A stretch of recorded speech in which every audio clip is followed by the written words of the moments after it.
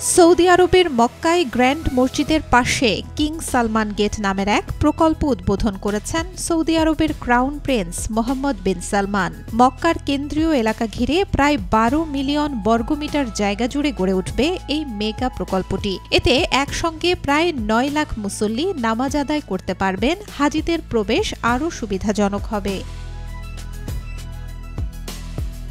মসজিদুল হারামের ঠিক পাশেই গড়ে তোলা হচ্ছে এই আধুনিক নগর এলাকা, যেখানে থাকবে আবাসন, সংস্কৃতি ও বিভিন্ন সেবামূলক সুবিধা। ইনডোর ও আউটডোর মিলিয়ে এমনভাবে নামাজের স্থান পরিকল্পনা করা হয়েছে যাতে একসঙ্গে প্রায় ৯ লাখ মুসল্লি নামাজ আদায় করতে পারেন।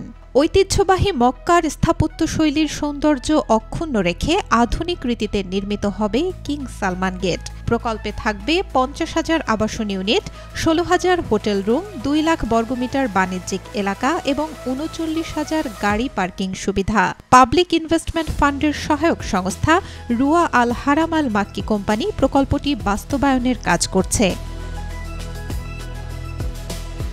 প্রকল্পের আওতায় প্রায় ১৯,০০০ বর্গমিটার জায়গা জুড়ে ঐতিহ্যবাহী ও সাংস্কৃতিক এলাকা গড়ে তোলা হবে, যাতে হাজিরা মক্কার সংস্কৃতি ও ইতিহাস ভালোভাবে জানতে পারেন। এতে আধুনিক গণপরিবহন ব্যবস্থা থাকবে, যাতে মসজিদুল হারামে হাজিরা সহজেই যাতায়াত করতে পারে। পুরো উন্নয়ন কার্যক্রমে পরিবেশ বান্ধব প্রযুক্তি ও টেকসই সম্পদ ব্যবহার করা হবে।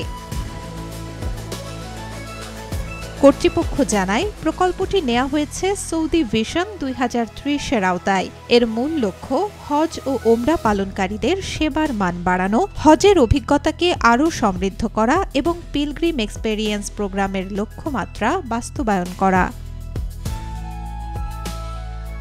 প্রকল্পটি বাস্তবায়ন হলে ২০৩৬ সালের মধ্যে প্রায় ৩ লাখ নতুন কর্মসংস্থান তৈরি হবে সৌদি আরবে। নির্মাণ, আবাসন, পর্যটন, বাণিজ্য ও সেবা খাতে তৈরি হবে এই চাকরির সুযোগ, যা দেশটির অর্থনীতিকে আরও গতিশীল করবে বলে আশা প্রকাশ করছে কর্তৃপক্ষ। তারা বলছে, এই প্রকল্পের মাধ্যমে মক্কার অবকাঠামো ও নগরায়ণ ব্যবস্থাকে নতুন করে এমনভাবে সাজানো হবে যাতে এটি টেকসই ও বিশ্বমানের নগর উন্নয়নের উজ্জ্বল দৃষ্টান্ত হয়ে ওঠে। Desk report, B news 24।